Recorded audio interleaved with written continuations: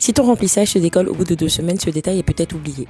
Je commence toujours par analyser l'ancienne pose et la repousse. Un bon remplissage commence toujours avant même d'appliquer le gel.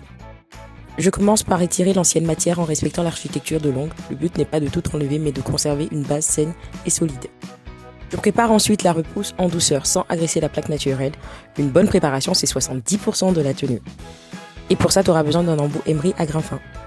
Nous allons procéder à la préparation des cuticules. Donc pour ça, on a besoin d'un repousse cuticule, d'un embout flamme pour décoller les cuticules, d'un embout tronqué pour les soulever. On n'hésite surtout pas à retourner la main de la cliente pour venir dégager le jupon.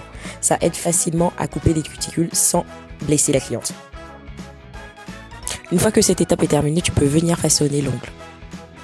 Limer légèrement la kératine sous le bord libre est très important. Le gel est un corps étranger. Naturellement, l'ongle cherche à s'en détacher.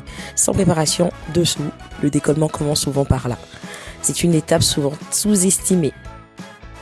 Le protocole reste le même. Une fois que tout est nettoyé, on peut poser la base et on va venir procéder à la construction du gel. La technique reste la même, petite couche de patinage et ensuite on va utiliser une petite boule pour venir se rapprocher légèrement des cuticules et on va effectuer un petit sourire et étirer la matière. On n'hésite surtout pas de s'aider de pinceau liner, c'est toujours vraiment la clé en main. Ça nous aide à avoir une précision et une gestion de la quantité du gel aussi. Regardez-moi ce résultat. C'est net, c'est précis, c'est tout ce qu'on adore. Mais on va pas s'arrêter là parce qu'il faut que je vous montre le nail art sur lequel on est parti. Et c'est comme ça, nous avons décidé de faire une French effet polka dot. J'ai trop aimé faire cette pose. Franchement, je vous jure que je me suis éclatée à mort. Pour réaliser les petits points plus facilement, je me suis aidée d'un dotting tool. C'était beaucoup plus facile à faire. Et après, j'ai appliqué ma finition No Blue de chez Eliamash. Dites-moi ce que vous en pensez en commentaire. Franchement, j'ai adoré. Bisous!